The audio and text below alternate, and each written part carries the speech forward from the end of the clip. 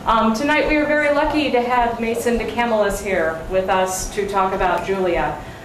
We have one of the 8 worldwide users groups of Julia here in North Carolina. And Mason is the head of the Julia users group. It meets last Monday of the month, 4th Monday of the month in Durham. So if you guys like what you see and want to be part of it, there's a meetup group for Julia as well. And without further ado, I will let Mason introduce the language. All right. Well, thanks to Melinda for inviting me to present. I'm certainly happy to do so. Does anyone here actually use Julia for anything? Yeah.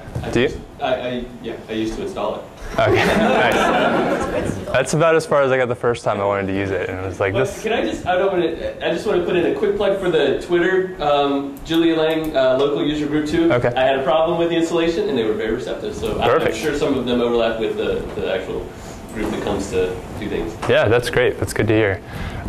So that's a common story, that people have heard of Julia but not actually used it. And I have actually been using Julia for nothing official, nothing production, but personal use for a little over a year. And that was sort of the driver behind starting the Julia users group this spring, was that I wanted some motivation to actually learn and be good at Julia instead of just playing around on my laptop until I get frustrated and put it away for a month. So here we are, and I'm going to present about Julia. And I should say this is not necessarily an advertisement for Julia. You might find after this presentation that this is the worst idea ever, and you never want to use Julia. If so, you at least learned something, right?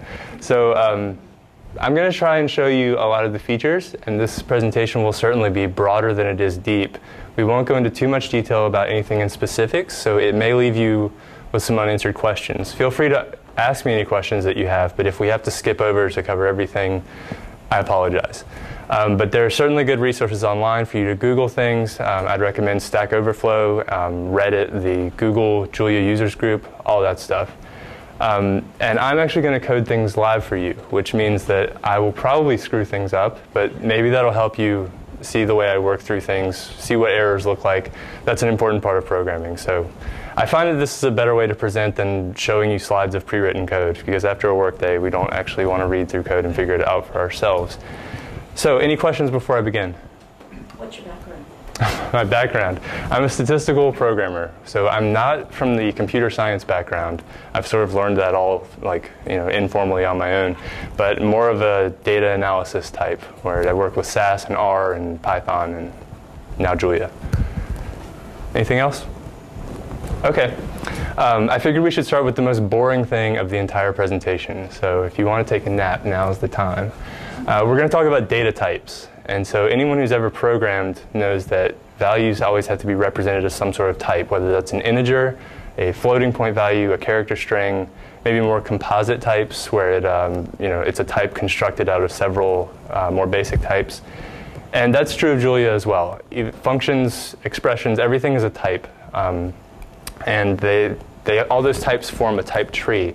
So some types are subtypes of others, some are supertypes of others, and they all are under this master type called any, which is as encompassing as it sounds. But let's zoom in and talk about something a little more intuitive. We'll start with the number type. So number with a capital N, which is important, is number.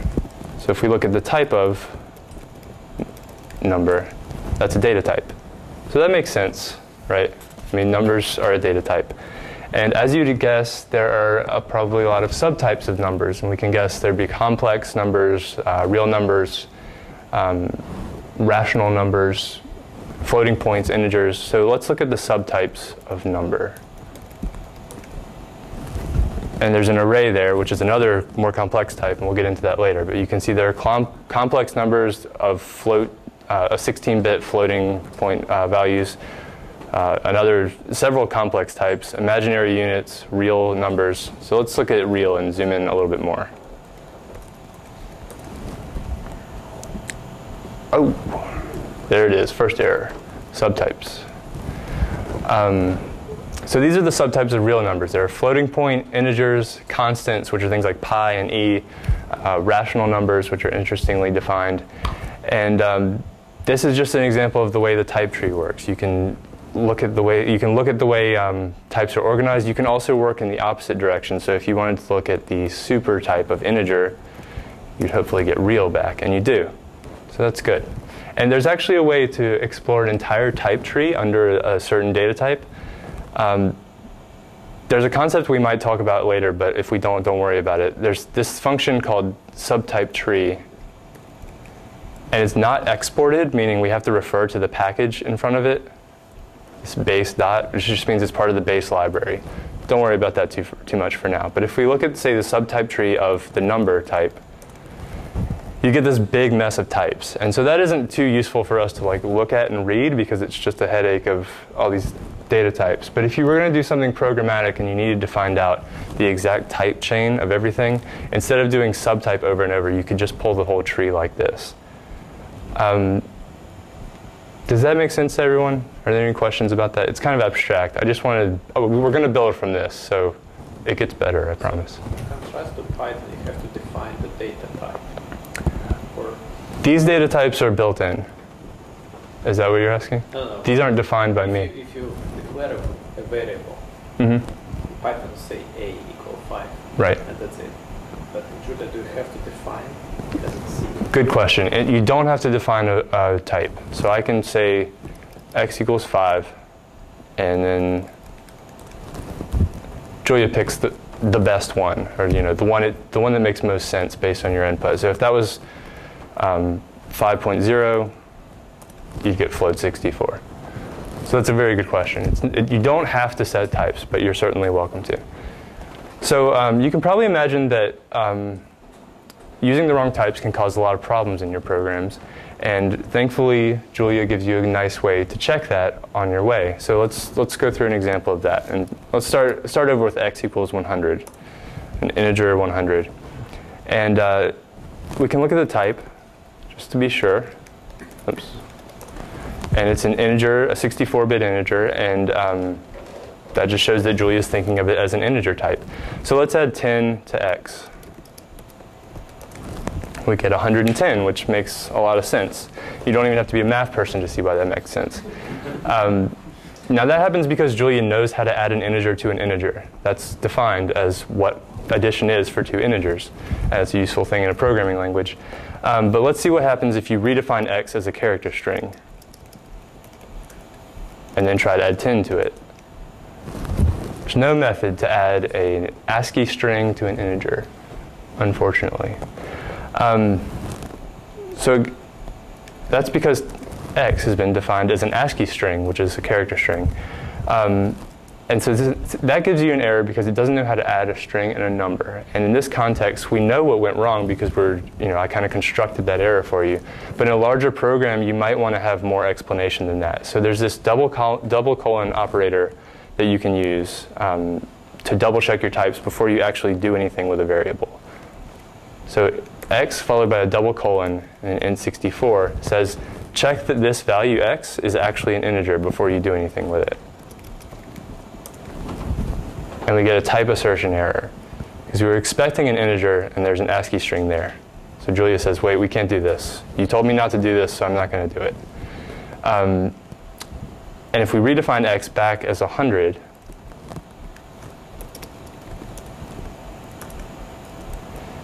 you can see that now this works without a problem.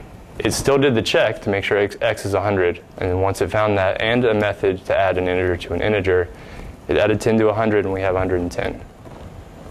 Is everybody okay with that? What a double colon does? Okay.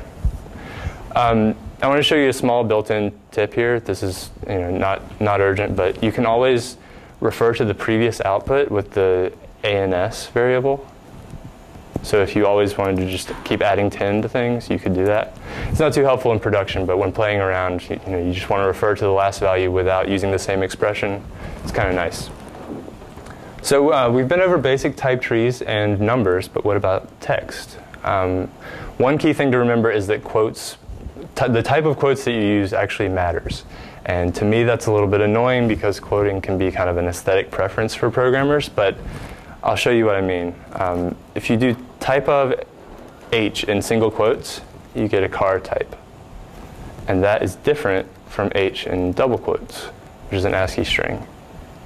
So that's kind of annoying, and it can definitely come up to bite you, and that's why I wanted to show it. If you were to assert that this is type char, that works. This doesn't work. Similarly, you can't encode this long string in single quotes like this. It doesn't work because it's expecting a single character, whether that's a letter of the alphabet or a tab character or whatever you want. Well, if you wanted to, you could define this and be totally fine. Again, I'm not a big fan of that, but that's what the Julia people chose to do, and they get to do it because it's their language. But one useful thing about strings is that they can be subset as if they were arrays. So we can say, let's define this as str. Well, that's a function name. We'll just call it y. Y1 is d. Here's another thing we should talk about, actually. Julia indexing starts at 1, not 0. So another thing we can argue about. Yeah, so it's like R in that sense. It's not like Python, C++, a lot of other languages. But notice also when you subset to a single element of that ASCII string, it gives you a character back, not a string. So if you wanted this, if you were working with, say, a string and subsetting it with a dynamic length, and sometimes that's 1 and sometimes it's longer than 1, you'd have to handle that type difference. So if you were going to do that, you get double quotes back. Does everyone see the difference there? Oops. That's a string. That's a character. And if you wanted to, you could just use a nice, convenient conversion function right here and always get a string back. And that's a good idea. Another thing you could do is use that double colon operator to check that your output is always a string. If not, handle it. Any questions there? OK, great. So we're building up now. We've got data types. We know about numbers and strings and all that. And let's talk about functions, where all this starts to mean something. So I'm going to talk about a pretty basic function, which is the arithmetic mean. And we all know what that means. There'll be a lot of puns here, sorry. It's the sum of the set of numbers divided by the number of the set of numbers, the length of the vector, in other words. In a programming context, it kind of depends on what kind of data you have. There are a lot of different ways to take a mean. And I'll show you what, in the context of Julia, what that means. I'm just going to type the word mean and submit that. And you see the output there. It says this is a generic function with 3 methods. And that's kind of a Julia thing. Well, it's not a strictly Julia thing, but it's much more of a Julia thing in comparison to R and SAS and Stata, all those languages we typically use for data analysis. Functions are considered generic, which means a function with the same name can do several different things depending on the arguments that you call it with. So I'm going to show you 3 different methods for mean. And you can see that they differ in the arguments that they take. This first one here takes an abstract array, which is sort of like a super type of all the different kinds of arrays that you can have. This one takes an array with a region argument, which means you might be taking the mean over the rows or the columns or some specific subregion of the array. You can also take a mean over an iterable, and we won't really get into that as a separate type. But the idea here is that when you call the function mean, Julia looks at the arguments that you pass and their type and chooses the best method to calculate the mean that you want. So I think what we'll do is show you a couple examples of how this works. I'll show you the mean of a very simple array that only has the numbers 1, 2, and 3. So the mean, we all know, should be 2. Great. Sanity check works. There's a concept in Julia of macros, and we actually won't get into that as much as we probably should, but that's because it's a very deep topic. And I'm just going to show you some of them, and if it's interesting to you, you should get into the idea of macro programming. There's one called which, and macros are always preceded by an @ sign. The which macro tells you which of the mean methods is actually called with this argument. So this is really powerful when you're trying to debug something, because you keep getting this error that says, no, this isn't defined for these types and things like that. If you enter that, you see that it's going to call the method of mean that takes just an array, nothing else. And if we were to add a region argument of this, which one would be just the rows, take the mean of the rows. We only have a row here, so it should be the exact same thing. But you'll see the method that gets called is a different one. It's this one with the region argument. And so the output of that function is, it should be the exact same. Because like I said, we just have a row there. It's not like we have a two-dimensional array. Oops. Yeah, same thing, but it called a different method. One of the nice things about which is it tells you where that function or the method that it's calling is defined. This is a really nice thing about Julia, is you can usually find where the method that you're calling has been defined. And it's actually written in Julia in most cases. That's really nice. I'm sure a lot of us have tried to find the source code of some R function and you just get to a dead end where it calls C. And you're like, great. I mean, anyways, that's me getting personal. But we can actually look this up. Statistics.jl is going to be installed on your computer once you've installed Julia. So if we switch over here, what was it, line 24. It's right there. And it's a little bit off the screen because I had to zoom in, but it's the one we called right before that is right here. It's a one-line function. It's just the sum of the input vector over the length of the vector. And so this is pretty simple. You'd probably never need to debug the mean function, but that's why I'm showing you a simple case. You might want to get into the mean of an iterable here and see how that actually works. And so I wouldn't recommend changing anything in your base Julia installation, but this is a good way to figure out what methods are being called, how they work, why it might be giving you a value that you weren't predicting. Does everything there make sense to everyone? Yeah? Is there any additional documentation you can kind of get about the methods from? Do you mean in terms of like how they work or how they're implemented? Yeah. I mean it's kind of more straightforward, but if you had like a fancy function where it's more complex. I don't know of any good examples off the top of my head, but I mean, like I said, almost all the source code is in Julia, so you can browse through it if things are complicated and see. They aren't too well commented, I don't think. You get an occasional something like this, but typically they're written pretty well and pretty simply, pretty elegantly. So I think that it's easy for someone who does programming to figure out what's going on. So now I'm going to show you the installation, or not the installation, but how to use some external Julia packages.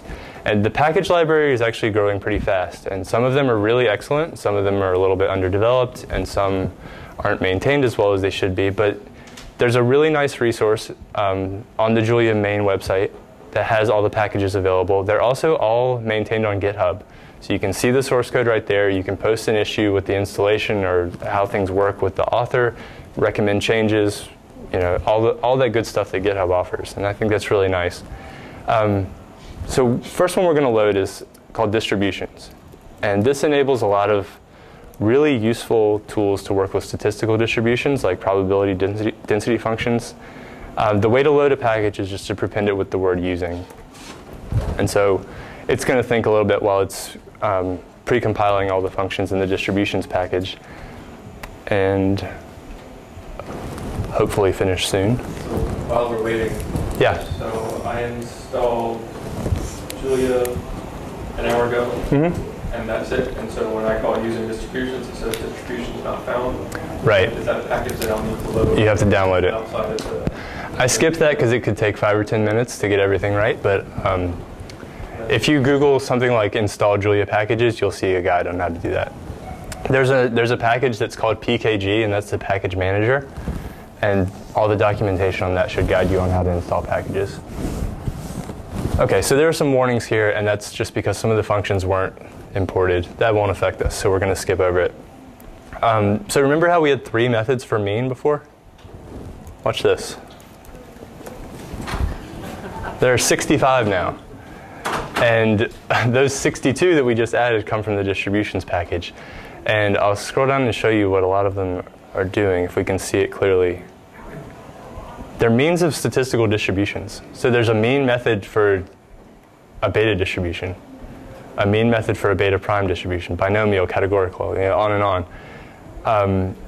And that's great because you don't have to remember some specific function name that takes the mean of a beta distribution. It's just mean.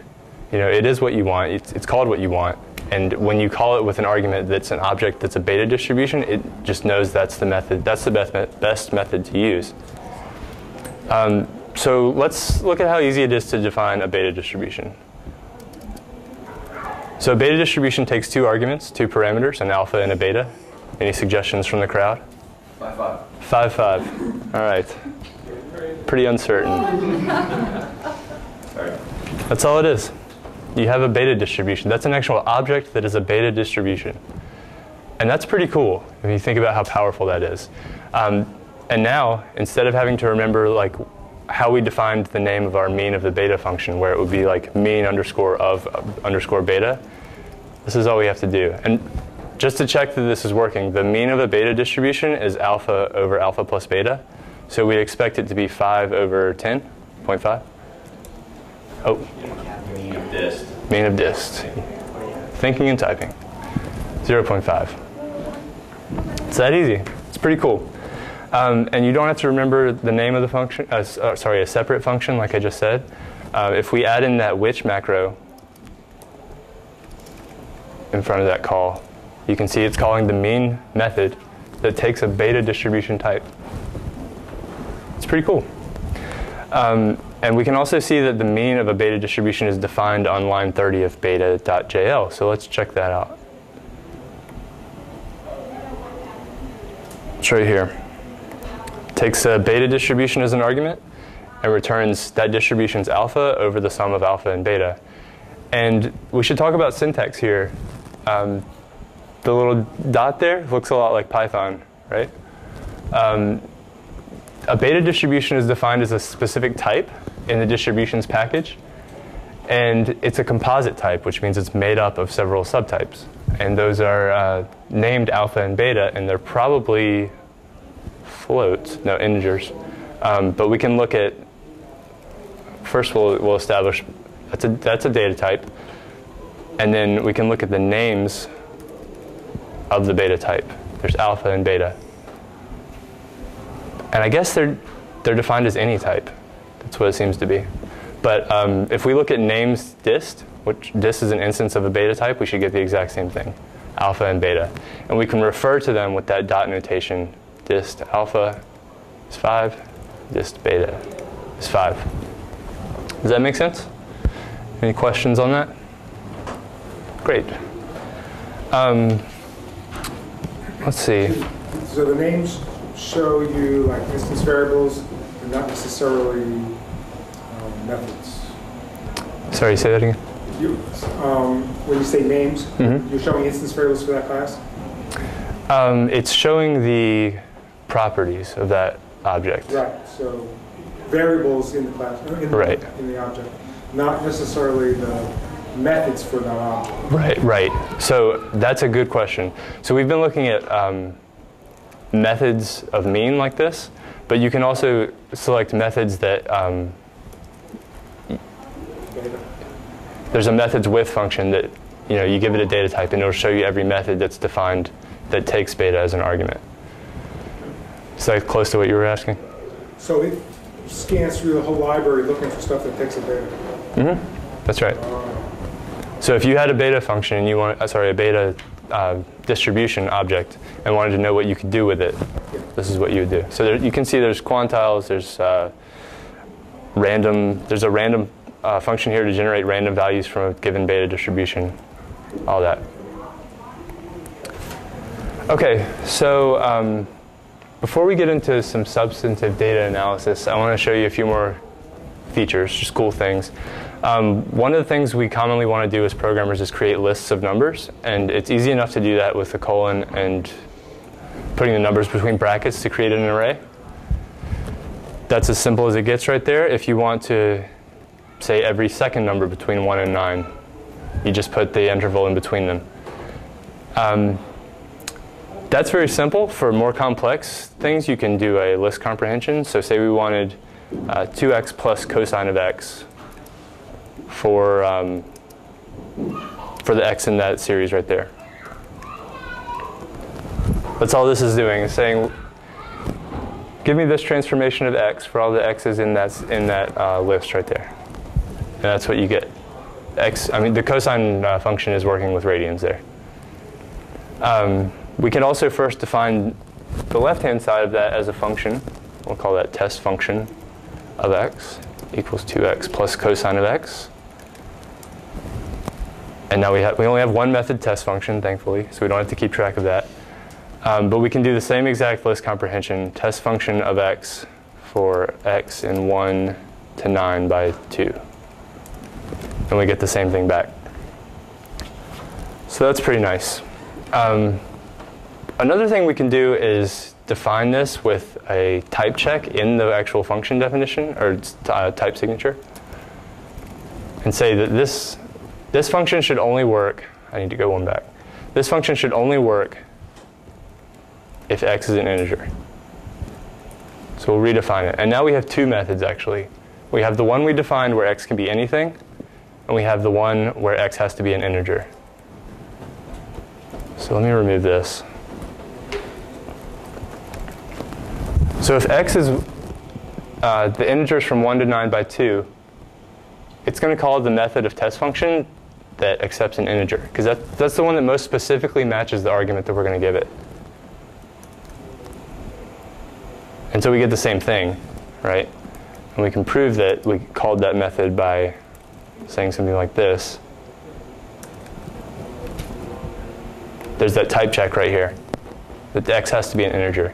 And if we were to call that with a floating point value, we'd get the one that we defined before, where x can be anything.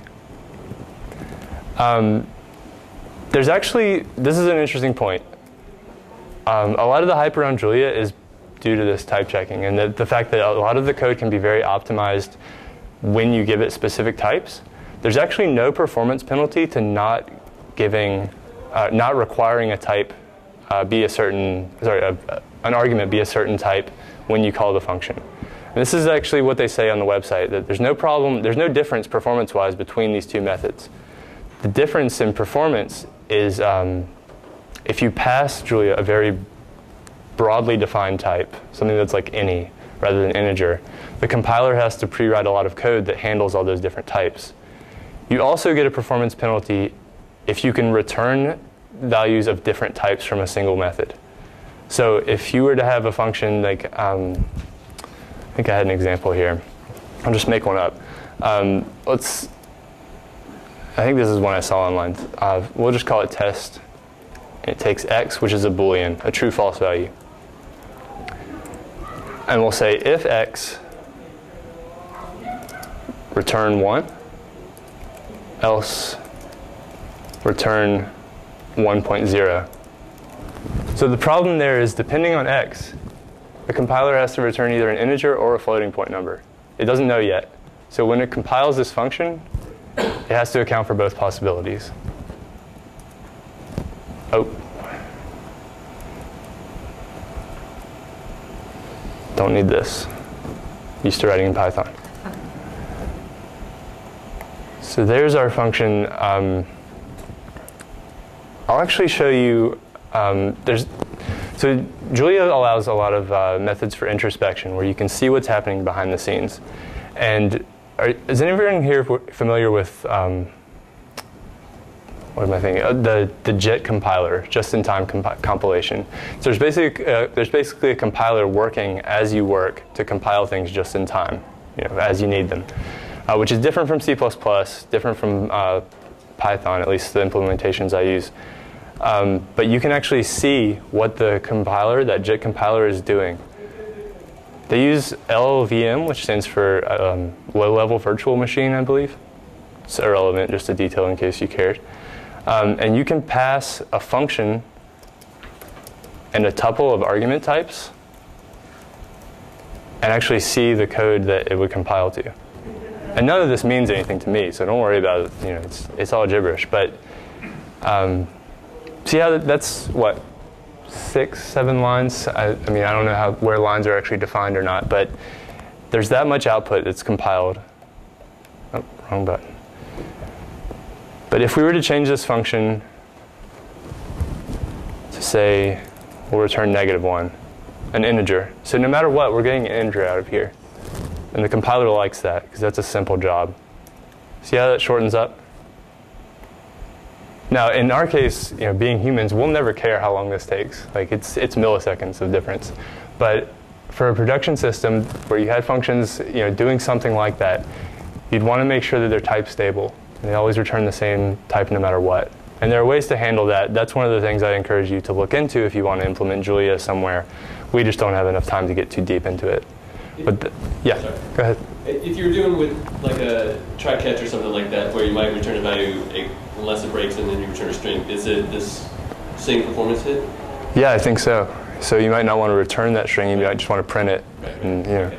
Yeah, that's a good question. Let's see. So again, as I said, there are reasons to specify input types, and one is that it makes error catching very simple, which is that you can build your code to work with a single type, and if somebody doesn't pass that type, you just say, hey, sorry, I didn't plan to handle that, and then there isn't some strange error inside one of the functions inside your function. There are also reasons to define a type for the input arguments, because you might want to do things differently based on the type of the input, and that's what you see in that. What I showed you with all the mean methods in the distributions package. Each one is called mean, but it calculates a mean slightly differently depending on what you pass it. I'll show you a pretty wild example. This is like one of the most Julia things I've seen. You can guess that there are probably multiple methods for square root, depending on what you pass. Square root of 2 is no surprise. Square root of 2.0 is again no surprise. Square root of -2, can't do it. It's a domain error. What you have to do is actually, what you'd think is it wouldn't give you an error, right? You'd think there would be a method defined to just do that, like handle this, when you know it's going to be a complex root. But what you actually have to do is pass a complex argument to get a complex result back. So this is what you have to do. And there's a square root of -2. And that's just something you have to know to work with Julia. So any questions now? We're actually going to get into something more substantive now, if everyone's okay with that. Yeah? Building your function, I was just wondering if I saw that you indented. Yeah. Some of Python, its indentations have the same kind of... It's not necessary. Okay. It was actually done automatically for me by iJulia IPython. But it's not necessary. It's encouraged in the style guide just to be organized, but white space doesn't mean anything. So it just looks for those keywords and breaks it up. Right. Yeah, it's a really good question. So let's do some actual data analysis. Has anyone here ever worked with the kidney cancer data set that's in Andrew Gelman's Bayesian data analysis book? Okay. It's in the book, and I just thought people might have seen it, but you don't need to be familiar with it at all. First, what we're going to do is I'm going to show how to download that file. And that's typically a convenient way to get data these days because people have so much posted online. There's a library that's published that is called Requests, which allows you to make HTTP requests, which you can use to download a file. So I'll load that into our environment. And now what? One option is to go to the GitHub page for the repository for the package and look at the user's documentation. The other is to use that names function again. Just pass it the package name. And I chose this one because it's kind of simple. You don't get this flood of output. There are only 10 objects that are in the request package. And we're going to use the get function to download a file. So we'll call this, actually, I'm going to switch over here and steal this URL because I didn't want to type it out.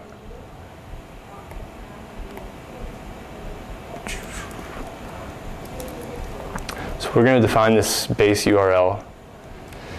And now we'll use that to download a file with the get function.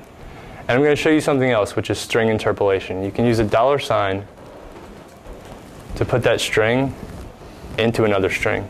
And you can also do this with expressions too. If you were to bracket like 1 plus 2 there, then 3 would end up in your string, and so on. It's kind of cool, but they also recommend against it, so, you know, programmers, man. So we're going to download this file that has kidney cancer rates for all the US counties from 1980 to 84. And it's making a HTTP request, downloading the file, and we'll see what happens. Okay, so we got a good result there. That 200 is a nice thing to see. That's an HTTP thing. It's, you know, don't worry if it means nothing to you. We'll actually look at the names of download result. Actually, let's look at the type of it. It's a response. And we can look at the names inside that to see what we can actually use. There's status, headers, data, and finished. And so in a more production environment, you'd care about status and whether the download finished and all that, because you'd want to do something else if the download didn't actually work. But what we're just going to look at is the data. So I'm going to store that as a new object called data. Like that. And whoa, there's all this text. So this is a tab delimited file, as you've probably inferred by now. And this has everything that we want in it, but it's not very pretty. There's a print method. I don't know if that cleans it up at all. Yeah, it does, actually. So it reads those tabs as actual tabs. If the screen was wider, we could actually get this all one line per observation, but I don't think we can do that with the projector with it zoomed in like this. So just trust me that this has 1 row per county. There's actually an interesting thing here where I emailed Andrew Gelman about the column names. Oh, I thought that would be there. It's not a data frame yet, sorry. We'll get there. Forget I said anything about that. Anyways, there's a slight error in this file. And it said there's back-to-back tabs up here in a couple places. So that's going to cause a problem later when we try to read it into a data frame. So let's fix that. It's an easy step right here. Using the replace function, we'll replace back-to-back tabs with a single tab. Easy enough. You can see that they're gone. That'll help a lot when we specify a delimiter later and don't get crazy results. Okay, so the good news is we're almost done getting our data, but because we've done the download and don't want to repeat that process, I'm going to show you how to save it to a file. And this is where something else cool comes in. It's this macro at Windows, which just returns a true or false whether you're using Windows. And there's the same thing for Linux, OS X, Unix. I think there's one for Unix. So basically this says, if you're using Windows, do this first thing, or return this first value. And if not, return this other one. So this is really nice when I'm switching between laptops that have Linux and Windows installed, to have a line like this, where I don't have to like have an if-else block or comment things out here and there. It just says, I'm using Windows, so that's my base folder. And you could also, say at Linux, if true, say using Linux. Hang on. Otherwise, say not using Linux. That's really cool. I think that's a great idea. So anyways, my base folder is set up. I'm going to open a file, and this process is very similar to Python, actually, where you open a file name. We'll use base folder interpolated as before, and open a file like this. The W argument there means we want to write to it. And that returns an IO stream object, and then we can write to data file, our object data, close data file. So now that file is stored locally. And I'm actually going to skip a couple steps because it took a little bit more data cleaning that I don't want to go through in front of a live audience. And I'm actually going to read a slightly more clean file. Data cleaning is as fun as it sounds if you haven't done it before. But there were some rows with a lot of missing values that messed up some future analyses, and that 10 minutes of doing that just wasn't good for a presentation. So let's talk about the data frames package. Our users will be very familiar with this. A data frame is essentially a two-dimensional object that holds columns of data. You see a lot of warnings here. That's to be expected. A lot of the methods and types and all that are being redefined or altered somehow. There's an easy way to read data into a data frame, and that's, I'm going to reuse the name data. That's not great form, but we're going to do it anyways. Using the read table function, we'll just pass it a file.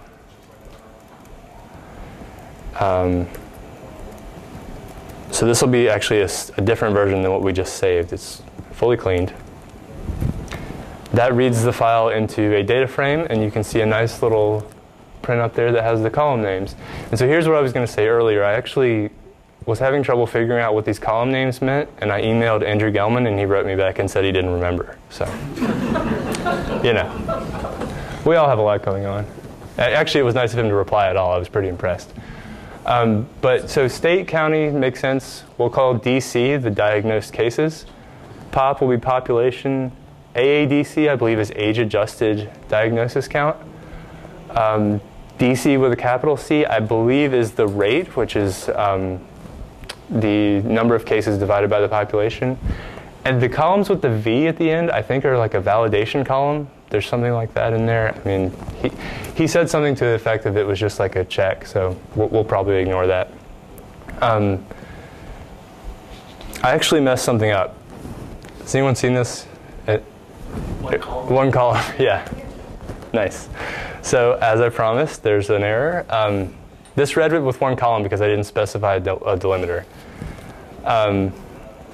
We need to specify a separator argument, which is a character object in single quotes, not a string. If you do a string, you'll actually get an error. We'll say the separator is a tab, and now we get 11 columns, which is much nicer. Okay, is everyone still with it? Okay, good. So we can get some programmatic things, from this data frame. There's a size function. The first return value is the number of rows. The second is the number of columns. That would continue if you had higher dimensions, but data frames are always 2 dimensions. I had a section here that was about parametric regression, but I'm probably going to skip that because you guys know how to do that, and it probably in your preferred tools. Just know that it's out there. There's a way to do it. It just takes a little looking into. The packages are called regression and GLM. There may be others, but those are the 2 I've used. I actually want to get into a clustering example because clustering is cool and you can show it on the screen and everything. The package is called clustering, so we'll load that into memory.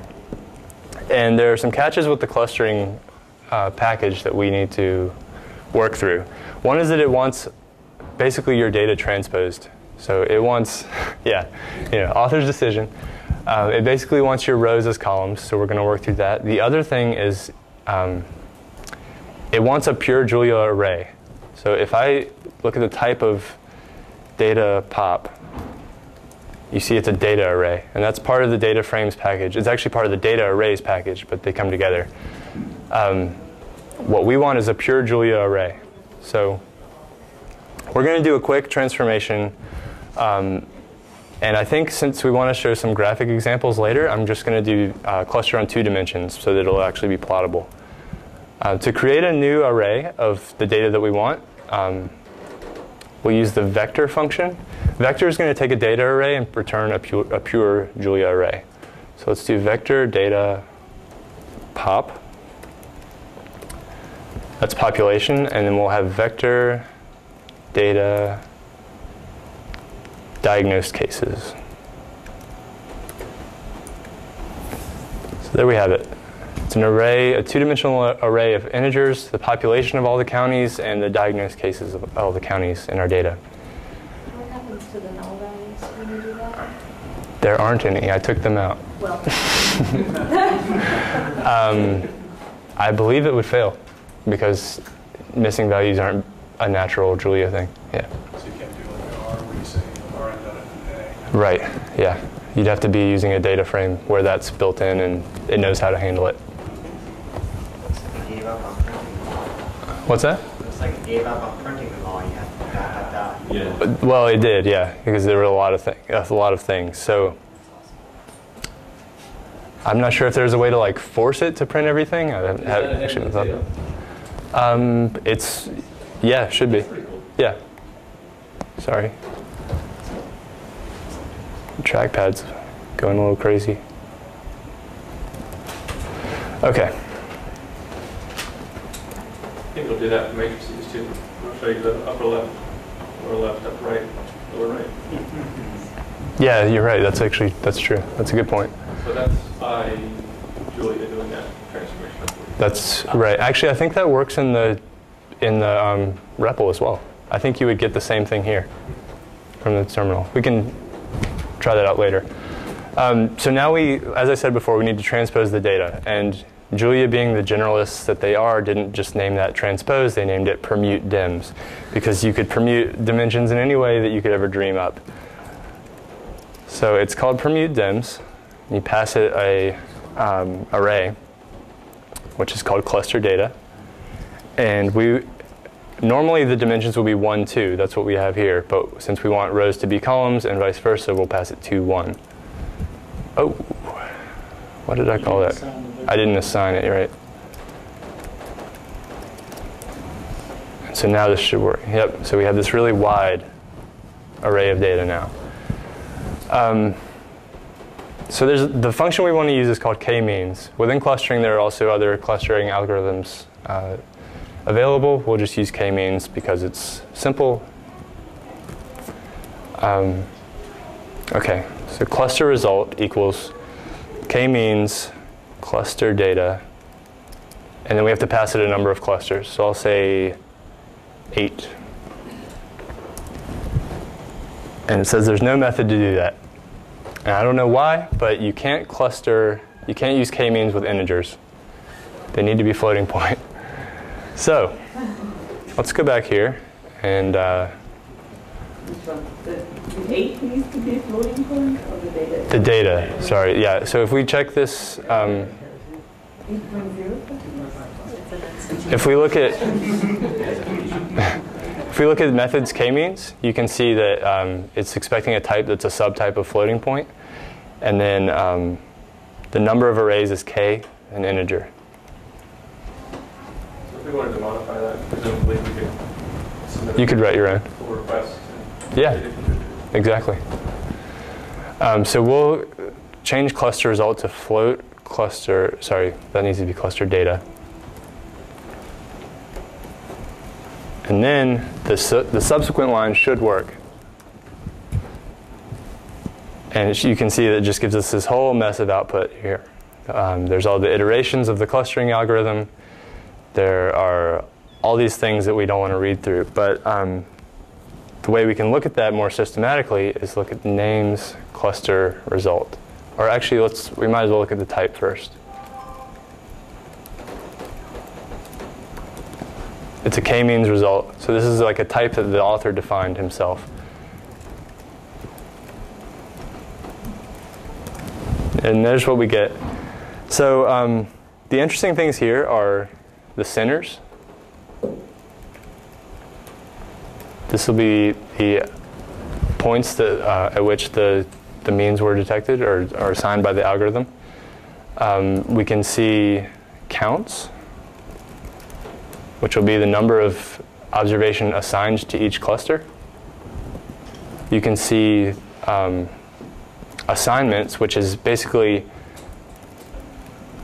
it'll be the same length as the data that we passed in, just with a cluster assignment for each one. So you could put this into your data frame then and then do analysis by cluster, something like that. I want to build in a way to show you graphics, so we're actually going to write a function that can graph this and see the clusters that way. So any questions about that clustering step before we go? Okay. There are several graphics functions and packages, and the one I'm going to use tonight is called Gadfly. There's also Matplotlib. There's Winston. They all do different things, but they're all pretty good in developing.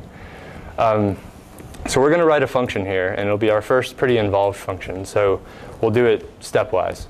So first, we're going to write a function of some data. It's the only argument, and only return the data. just to make sure it works. So I need to define that actually. We'll call this plot cluster. These are just warnings that come from Gadfly finally loading up. So we'll call that and say plot cluster. I'm going to pass it a random array of uniform values. 2 rows, 20 columns. Looks like it's working. That's good. The next step is to add an argument for the number of clusters that we want and call k-means. So we'll say cluster result equals k-means data k. And we'll return cluster result. Can you specify default values? You can. That's a very good question. Yeah. We won't get into that, but it's possible. You can also have keyword arguments. So.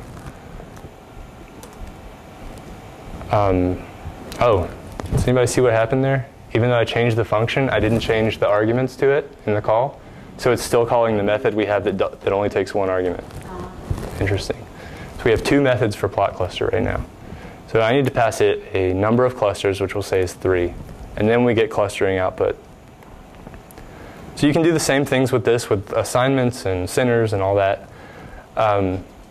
What we'll do is assign this to result and then look at the result counts, just to be sure this is doing what we want. So you can see they're clustered into 3 groups. You have 9 in the first group, 2 in the second group, 9 in the third group. So it's all just working the way it should. Is there a way to kill that other function that's now sitting out in the environment that you can't see? You know, I read something that says there isn't. You'd have to like start a new session of Julia. So I don't know if that's changed or not, but there's no like RM function like there is in R to just kill something from memory. So yeah, that's a very good question. That's something to look into. So now let's just do a very simple plot here. Plot is pretty simply defined here. You just need to pass it an X. And we're going to plot the 2 rows of data. X is the first row of data, and then the colon selects all columns. And then we'll say Y is data row 2. And so I'm actually going to comment out this return here because otherwise iJulia is just going to print that instead of the plot. Yeah, you need a parentheses at the end of that plot. I do, thank you. Actually, I'll add one argument, which is the default, but just to make it clear, we want just a scatter plot. You can also do line, but there's no time component here, so it doesn't make a difference. You can like color them by cluster or something? You can, we'll get there. That's the next step. So this is thinking. You can actually see that star. And there's our plot. Very simple at this stage. But one of the nice things about Gadfly is in this environment, it outputs this really nice D3 plot. So you can do like mouse overs here, zoom in on sections of the data if you don't miss it like that. Not sure what happened there. We had a nice plot. But yeah, so the next step is to color those points by how they're clustered. So we'll add a color argument and just pass it cluster result dot assignments.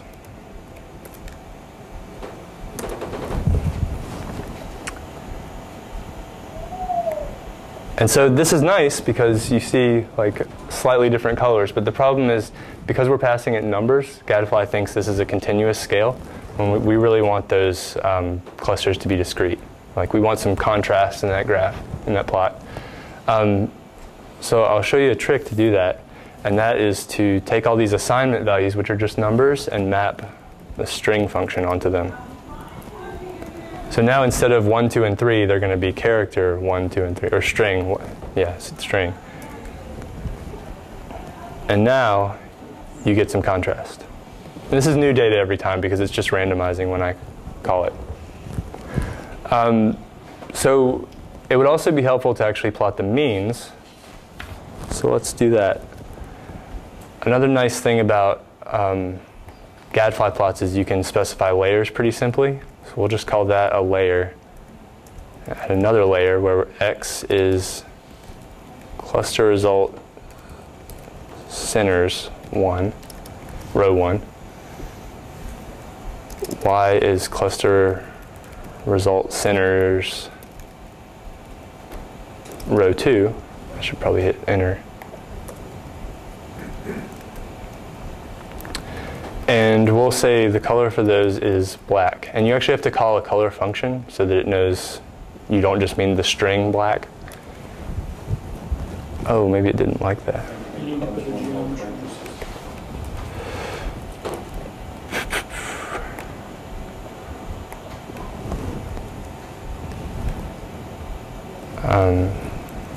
Was it the geometry?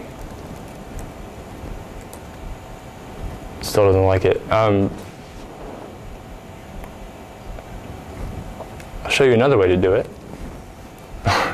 which is to not specify a color there.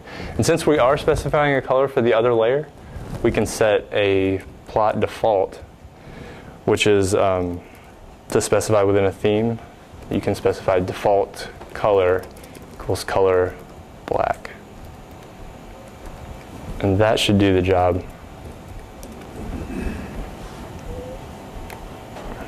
Wonder why they don't show up. We do need a geometry.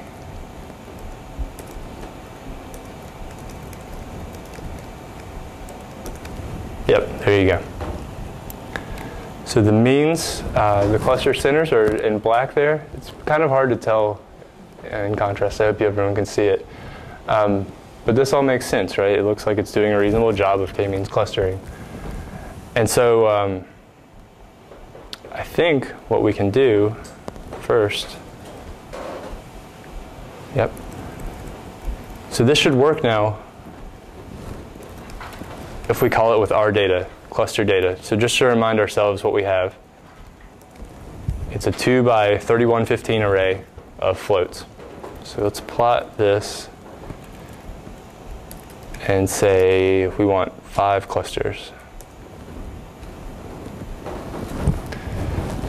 And there you have it. It's no surprise that diagnosed cases of kidney cancer are very highly correlated with population. You need a lot of people to have a lot of cases of cancer. But you can see they're clustered, they're colored with the clusters, and you can see there are some outliers here, or really just one that forms its own cluster. So that's how we built up a function to plot our cluster results. Those steps. Does that make sense to everyone? Any questions about this? Yeah. Transform something into a Julia vector, it always loses the header information? Yes. Yes.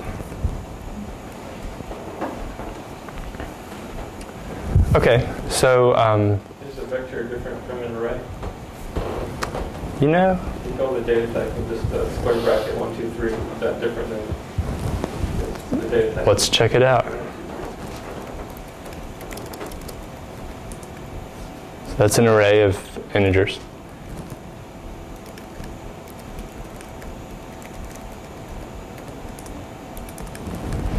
Same thing.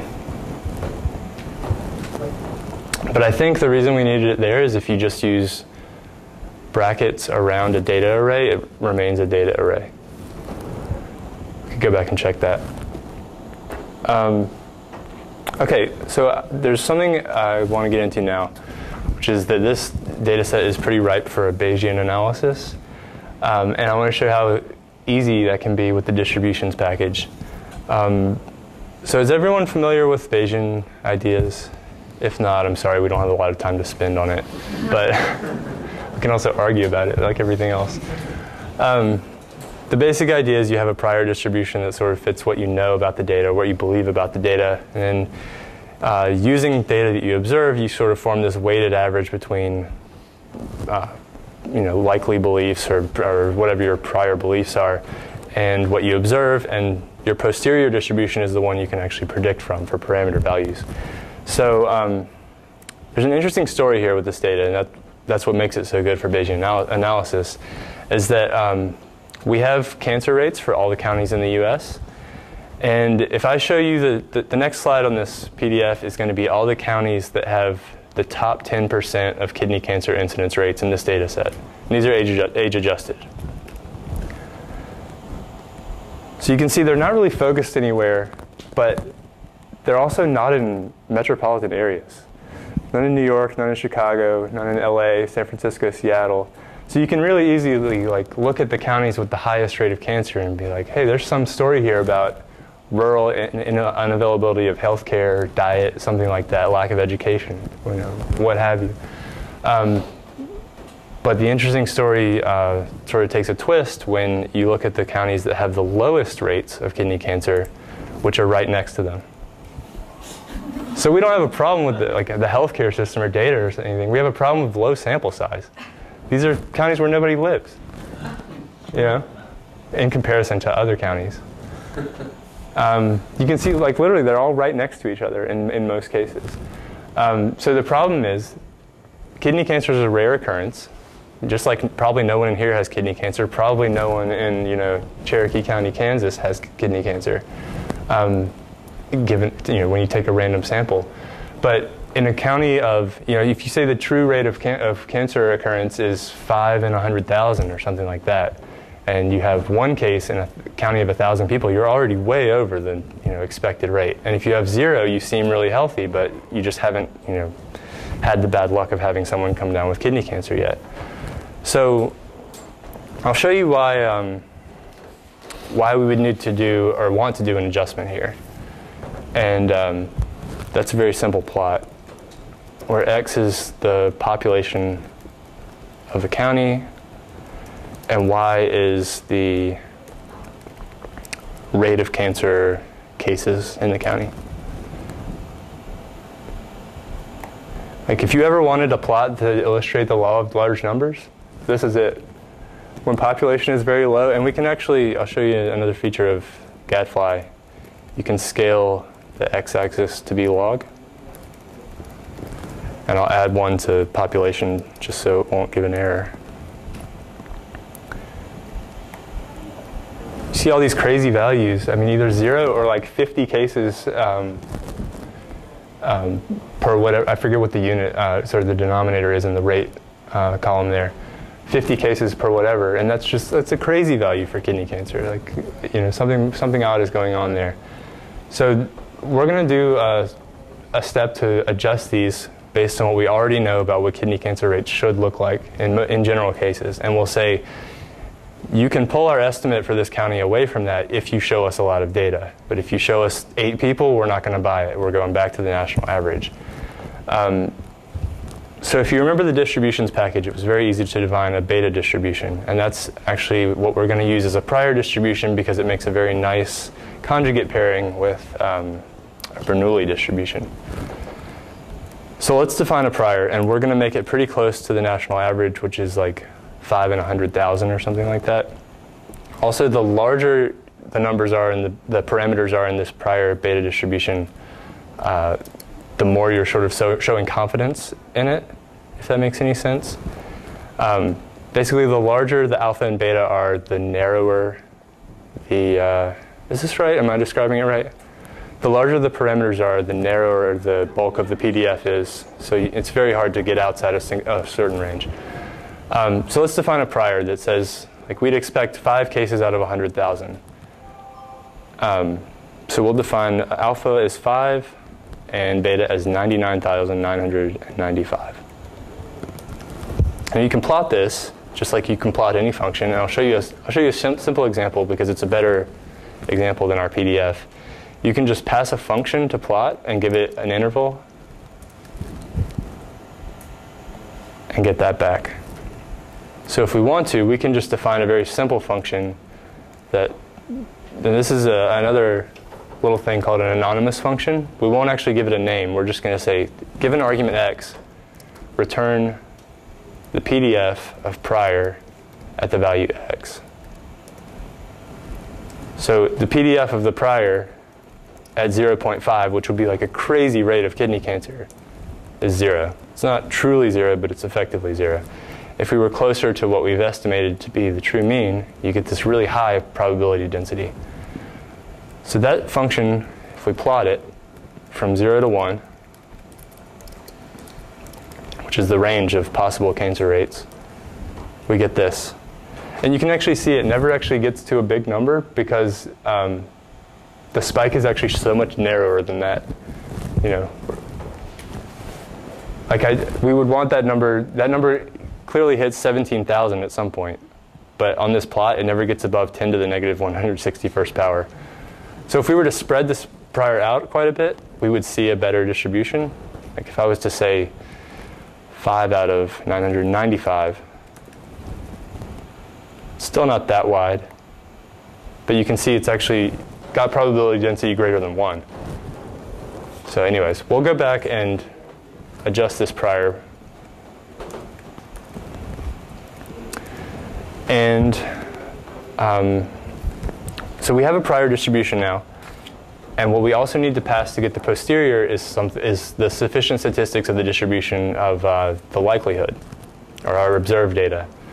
So there's something here that also is not exported, which I described in the beginning. We won't get into that, but it's in the distributions package, and it's called Bernoulli stats.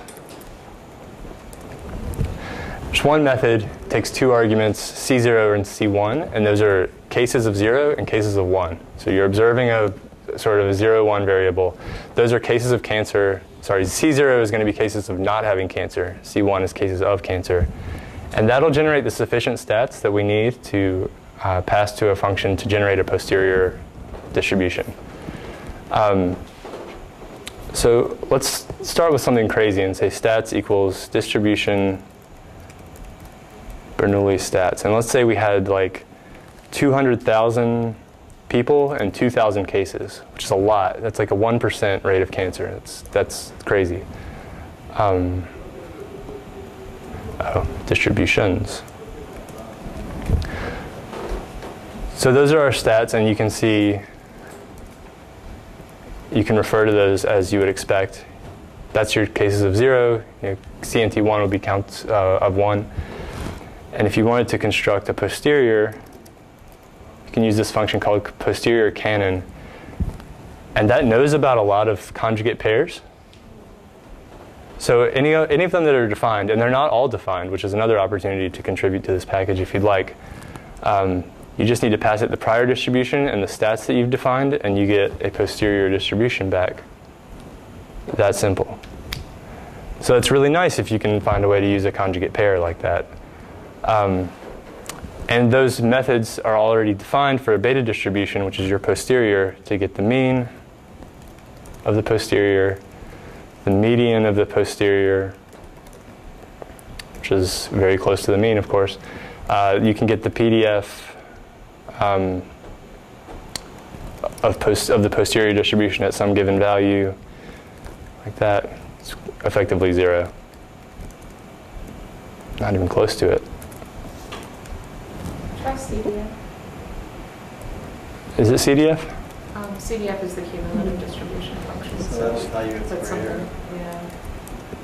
Yeah, there you go. So it's starting to add up. Yeah. But that's how much we shifted it by giving it that crazy example of data.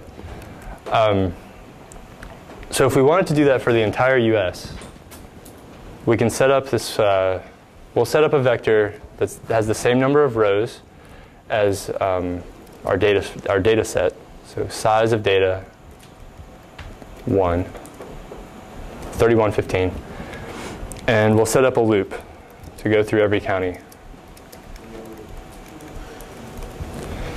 And for each county, we're first going to pull the number of cancer cases, which was DC, yeah. And the number of people, pop. And what we'll do then is calculate the county statistics, which we'll do in the same way as before. Or we need to pass it the number of people who don't have cancer and the people who do have cancer. So the people who don't have cancer are people minus cases, and the people with cancer are cases.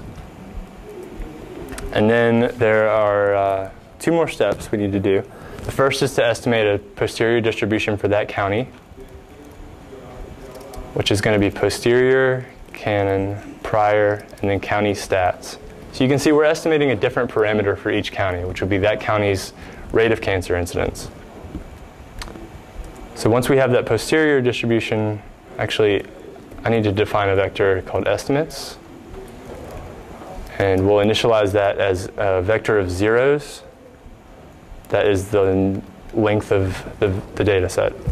So that's just a vector of zeros. They don't have to be initialized to anything. I'm just choosing 0 because that's convenient enough.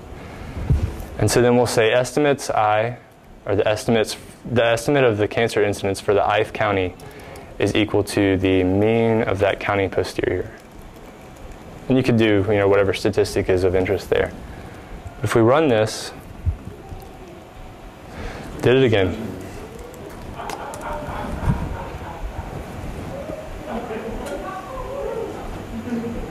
Let's see if it actually finished. Yeah, it did. So estimates should be available now. And those are our estimates for the Bayesian analysis style cancer incidence rates for each county. So now if we go back to that plot that we did before, say x equals data population, we'll add 1 and do it log scale again, and y equals estimates.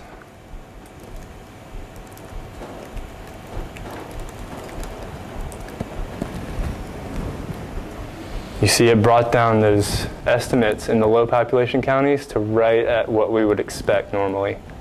It's basically saying if you only have 100 people to show us your cancer rate, we're not buying it. We're not going to make any crazy inferences about it because it's probably not very. It couldn't be close to the true rate. There just isn't enough precision. So there are ways using Julia to do more complicated analysis. You could probably make a hierarchical model out of this with like a state parameter, one level above the county parameters. If you weren't comfortable with a conjugate distribution pair, Melinda did a very nice presentation on the MC package where you can estimate parameters given any prior distribution and likelihood.